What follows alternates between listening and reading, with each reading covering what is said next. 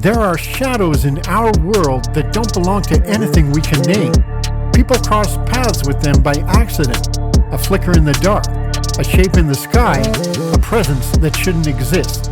These brief fractures in reality stay with us long after the moment has passed, reminding us that the unexplained isn't as distant as we think. Welcome to Strange Encounters.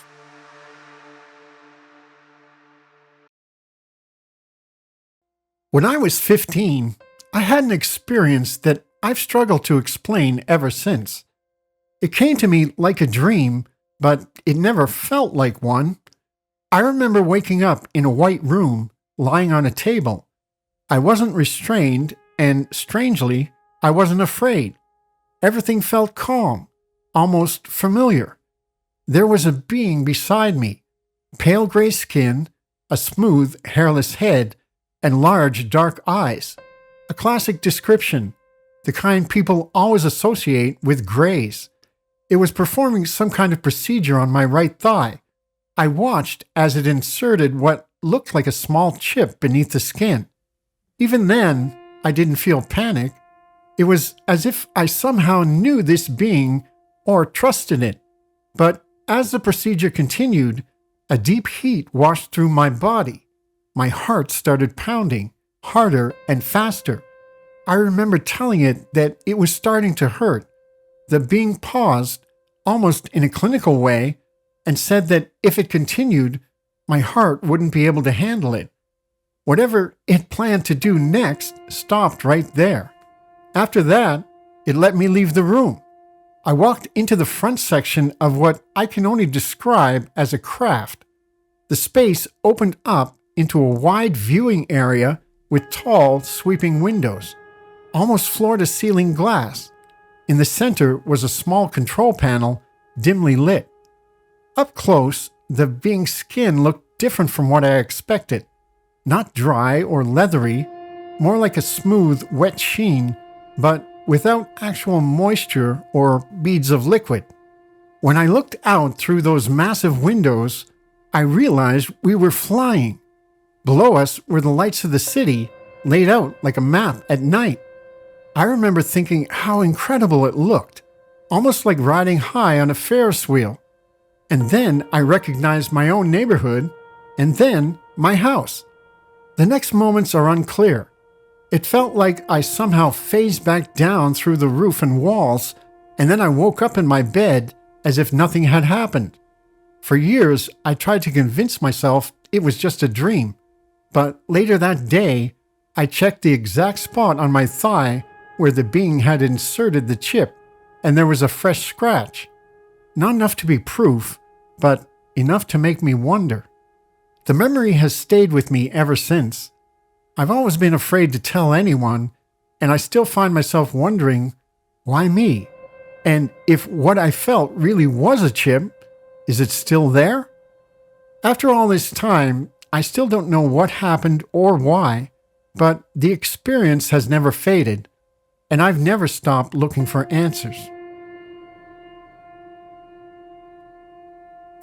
On a cold January night in 1976, 3 women from rural Kentucky were driving home after what should have been an ordinary birthday dinner. They had no reason to expect anything unusual, no strange feelings, no hints of danger. Just a quiet winter night on the back roads between Liberty and Stanford. But before the night was over, they would become the central witnesses in one of the most controversial and widely discussed abduction cases in American UFO history. This is a story of the Stanford, Kentucky incident, a case that still divides researchers almost 50 years later. It begins on January 6, 1976. The witnesses were Mona Stafford, who had just turned 36 that day, Louise Smith, the driver, and Elaine Thomas, a close friend. They'd gone out to dinner at a restaurant just outside of town. Nothing fancy, just a quiet celebration and a chance to spend time together. A little after 11, the 3 women got back in Louise's car and started to drive home along Highway 78, a rural 2-lane road lined with farmland, woods, and long stretches where you could go miles without seeing another vehicle. The night was calm, cold but clear. A faint layer of mist hovered over the fields, and the sky above was moonless and dark. About 15 minutes into the drive, Mona noticed something odd in the distance, a bright red light moving low in the sky. At first, she thought it was a plane in trouble, maybe an aircraft on fire, but it wasn't falling. It wasn't heading toward an airport. It was just moving, steady and purposeful. As it got closer, the shape became harder to ignore. It wasn't a normal aircraft. It wasn't even behaving like one. The object shifted positions, dipping behind the tree line, then rising again. The light changed from red to a pale, almost white glow, then back to red. The colors seemed to pulse. The women kept watching it from the car windows, curious at first, then uneasy. They continued driving, hoping it would veer off, but the object wasn't leaving. In fact, it seemed to be closing the distance between them. A few minutes later, the thing suddenly descended from above and swung across the road ahead of them. This time, they got a clear look, and what they saw didn't resemble any airplane or helicopter they had ever encountered. The craft was enormous, bigger than 2 houses according to the women. They described it as a large, disc-shaped object with a dome top, metallic in color, with rings of light around its midsection.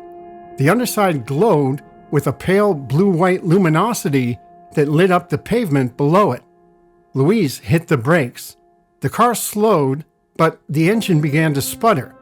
The steering wheel felt heavy. Every instinct told them to back up, turn around, do something. But in that moment, the car itself felt like it was no longer entirely under their control. The object hovered just above the road, maybe 60 or 70 feet in front of them. The women described it as silent. No engine noise, no rotor sound, nothing. Just a large, luminous craft suspended in the air. Then, without warning, a bright beam of blue-white light shot down from the underside of the craft, washing over the car. The interior lit up instantly.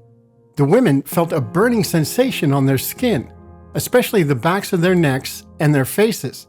Their vision blurred. A pressure like static electricity seemed to fill the air. And in that moment, everything went blank.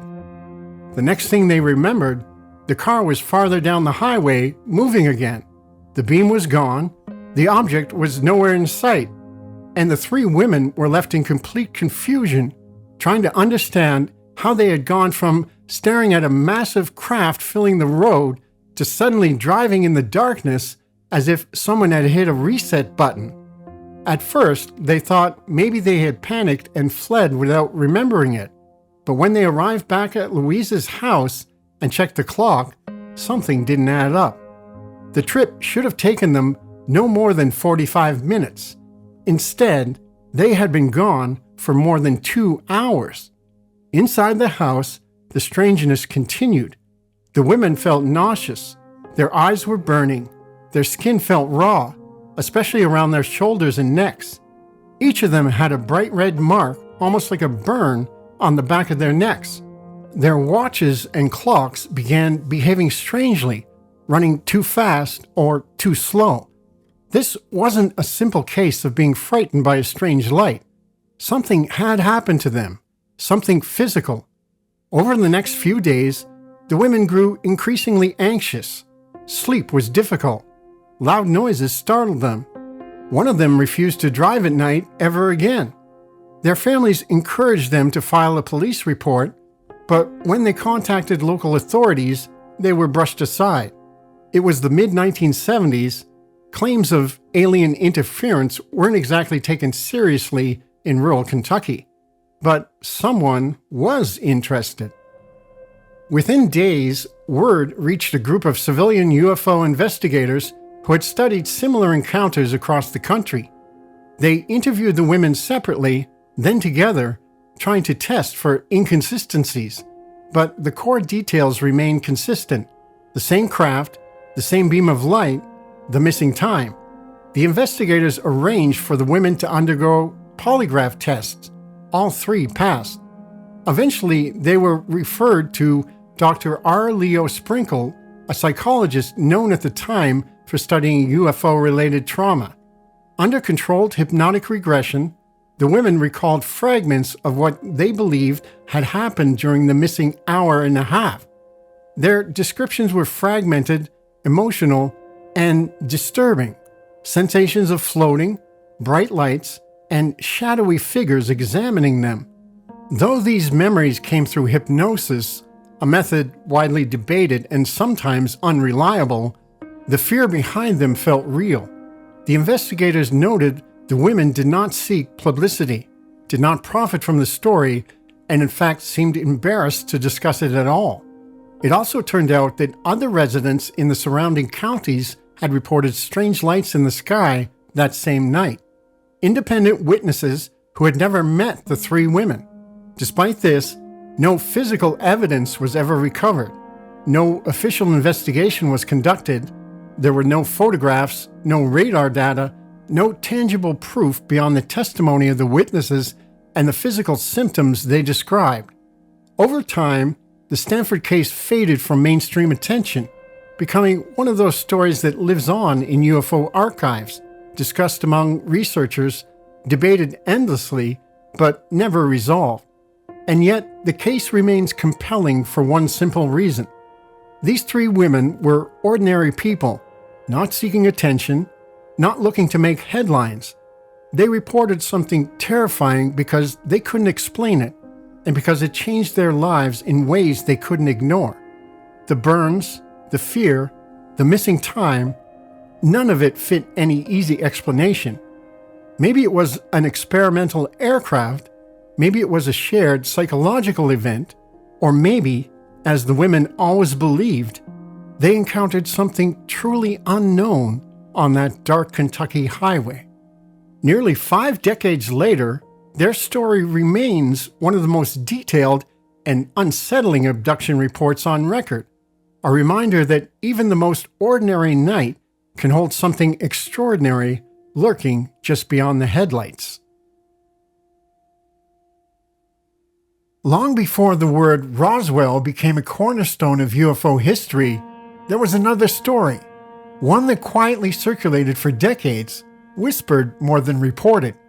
It's a case that, even today, stands on extremely thin ice in terms of evidence, but the account itself is so unusual and so early that it continues to fascinate people who stumble across it. This is the alleged UFO crash near Cape Girardeau, Missouri, in the spring of 1941. The story didn't surface until the 1980s, nearly 40 years after it supposedly happened, and the entire account rests on a single source, Charlotte Mann, the granddaughter of a local minister named Reverend William Huffman. She claimed that, near the end of his life, her grandfather told the family about something extraordinary that he had witnessed one night, an incident he had been warned never to speak of. According to Mann, her grandfather said he had been called out to offer last rites at the scene of what was believed to be a plane crash somewhere outside Cape Girardeau.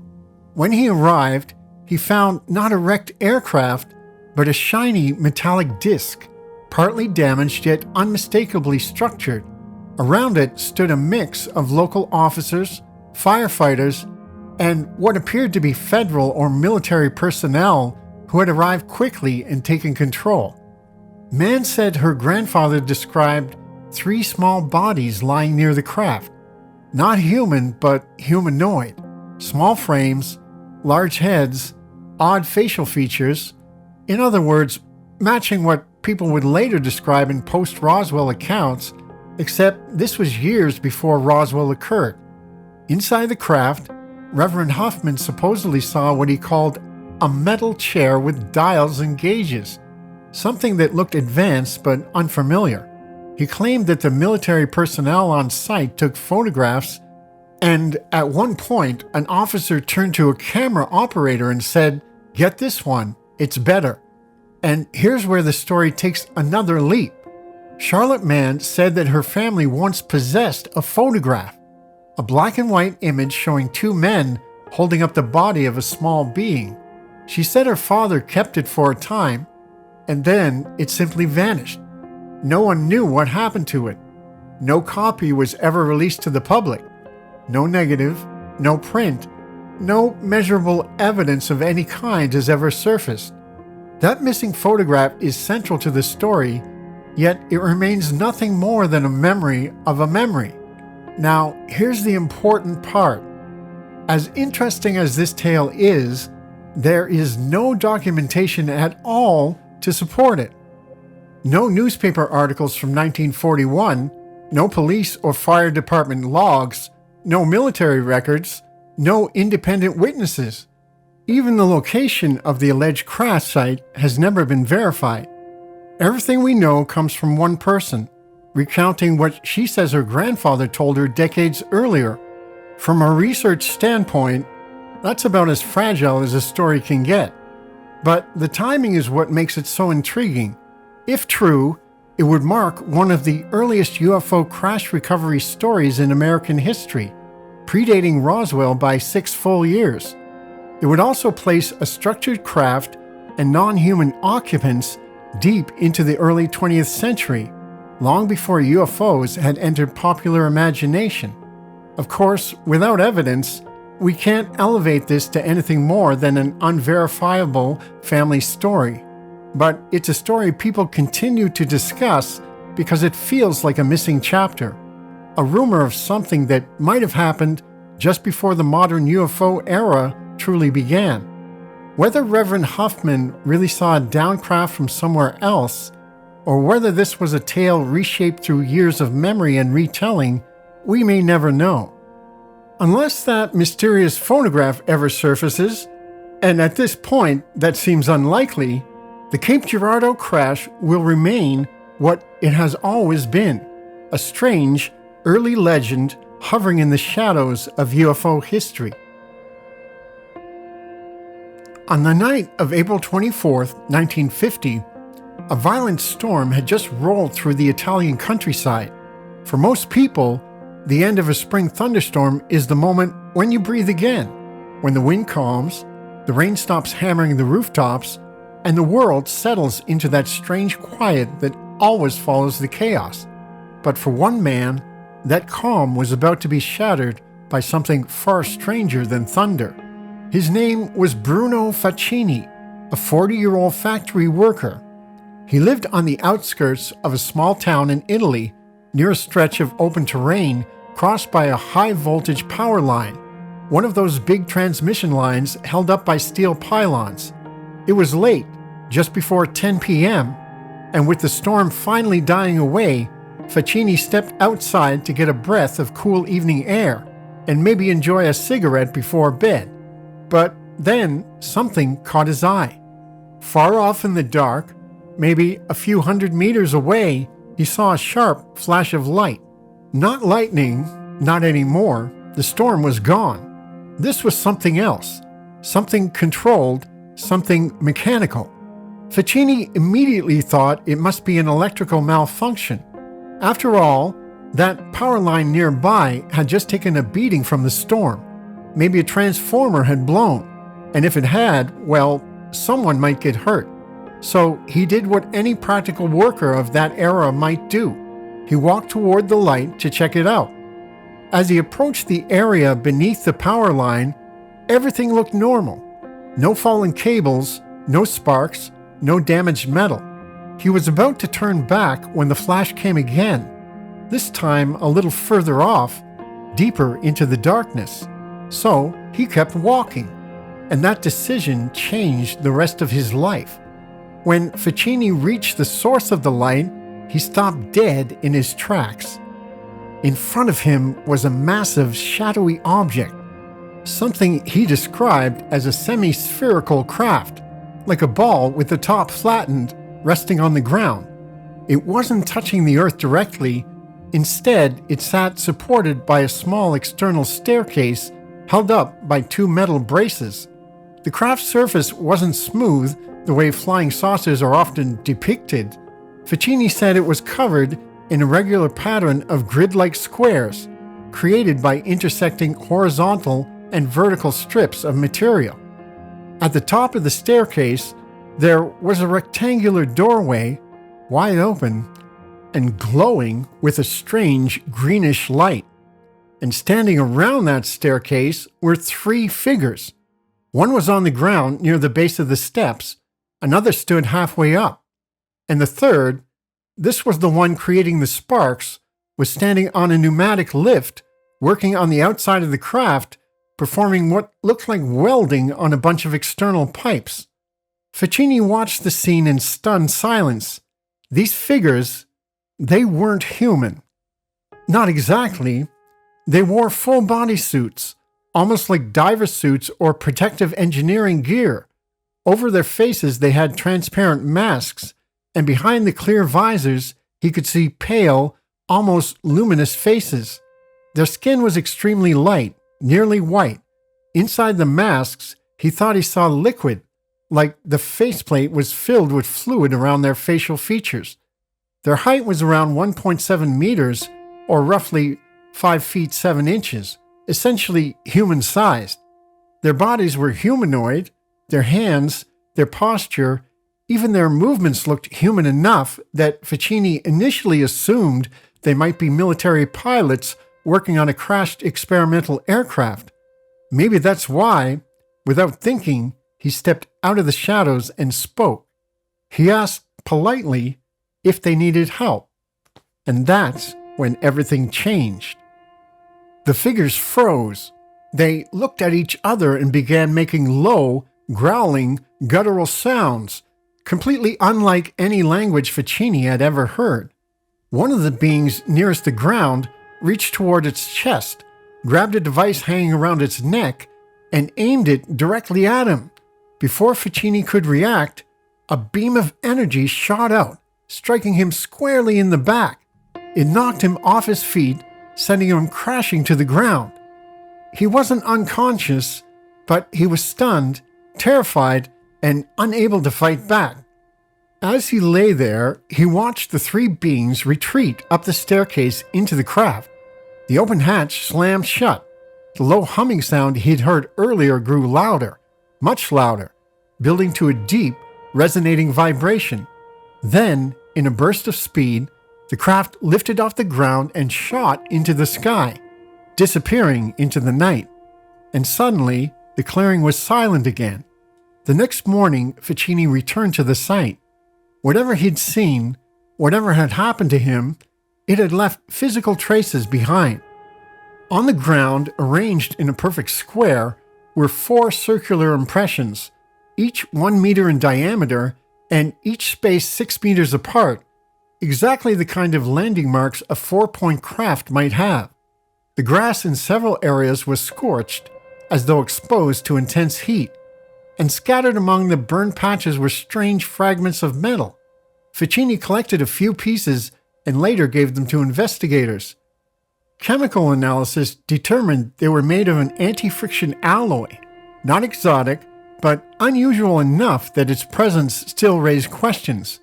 But the physical evidence wasn't the only thing Facchini took away from that encounter. His health began to decline. A week after the incident, the skin on his back, exactly where the beam had struck him, turned dark black and faded to a deep yellow. He suffered episodes of burning heat across his face without fever. For about a month, he was extremely ill and required expensive medication. His family remembered him looking pale, withdrawn, and disturbed. And worst of all, when he tried to tell people what had happened, the reaction was brutal. The police told him not to speak about it. Neighbors mocked him. Friends distanced themselves. The local gossip spread so fast and so viciously that Facchini eventually withdrew from the subject completely. This wasn't a man seeking fame. If anything, he regretted saying anything at all. Investigators who interviewed him across decades found that Facchini never changed the fundamentals of his story. Even as the years passed, Even as newspapers exaggerated or dramatized parts of the tale, the details he personally stood by remained consistent.